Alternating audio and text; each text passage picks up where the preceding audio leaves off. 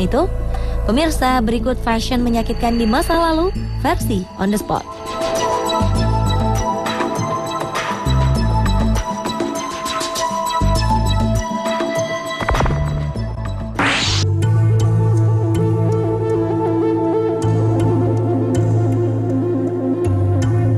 Foot binding atau tradisi membebat kaki adalah sebuah tradisi masyarakat Cina yang bertujuan untuk menghentikan pertumbuhan pada kaki perempuan.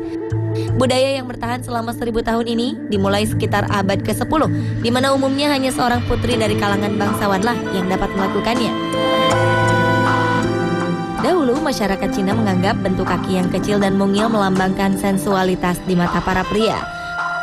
Oleh karenanya, kaum perempuan seolah berlomba untuk memiliki bentuk kaki semungil mungkin. Namun sebenarnya, tradisi ini memberikan penderitaan besar bagi para perempuan Cina.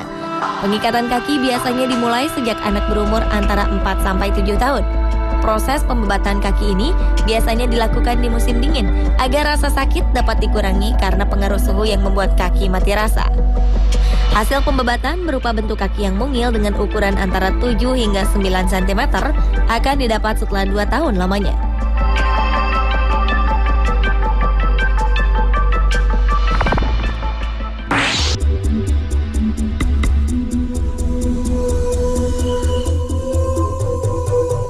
Pada abad ke-17, sekitar tahun 1618 hingga 1683, dinasti Manchu memerintahkan setiap pria untuk memanjangkan rambut dan menguncirnya. Kuncirnya pun berbentuk unik. Sebelumnya, para pria harus mencukur habis rambut di sisi pelipis dan di atas dahi setiap 10 hari. Mereka kemudian memanjangkan rambut yang tersisa dengan cara menguncirnya. Pemerintah dinasti Manchu menerapkan peraturan yang sangat keras. Mereka mengancam siapapun yang tidak mau memanjangkan rambut dan menguncirnya dengan hukuman mati. Tak heran, para pria yang ingin berambut pendek harus hidup jauh dari perkotaan dan bersembunyi di hutan demi bentuk rambutnya itu. Barulah pada 1912 setelah keruntuhan dinasti Qing, peraturan ini dihapuskan. Kini pria Cina zaman modern lebih menyukai gaya rambut pendek.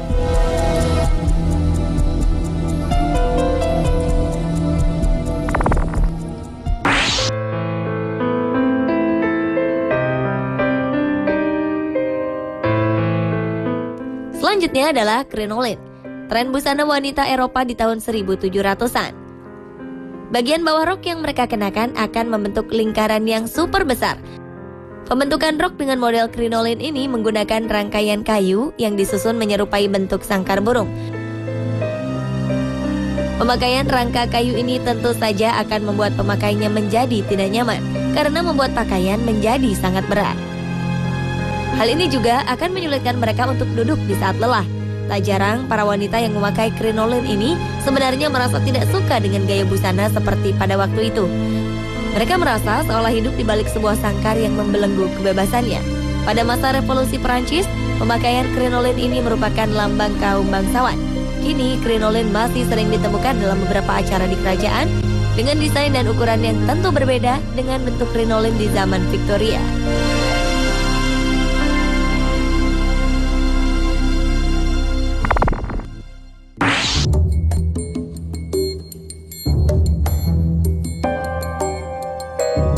Lip plate adalah sebuah tradisi budaya suku Mursi di Ethiopia, di mana bibir para wanita memiliki bentuk yang tak lazim.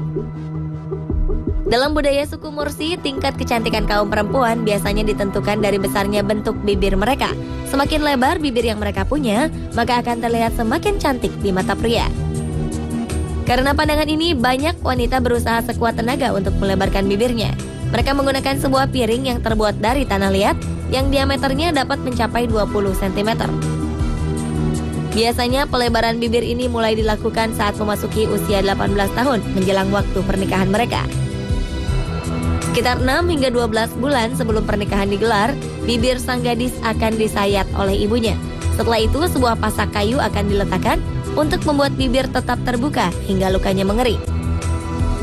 2-3 minggu kemudian, pasak kayu itu akan diganti dengan piring dari tanah liat.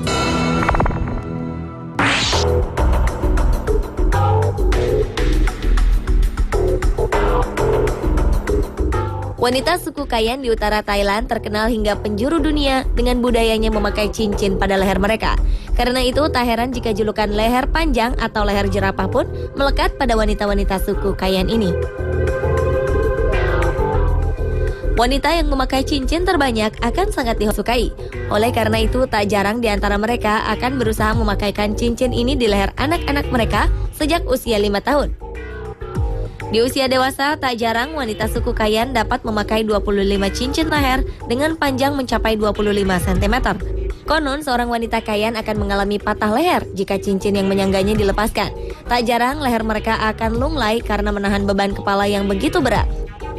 Selain karena proses perenggangan antar ruas tulang, pemanjangan leher ini pun terjadi karena pergeseran posisi bahu ke arah bawah akibat tekanan yang diberikan cincin, yang beratnya dapat mencapai 2,5 kg.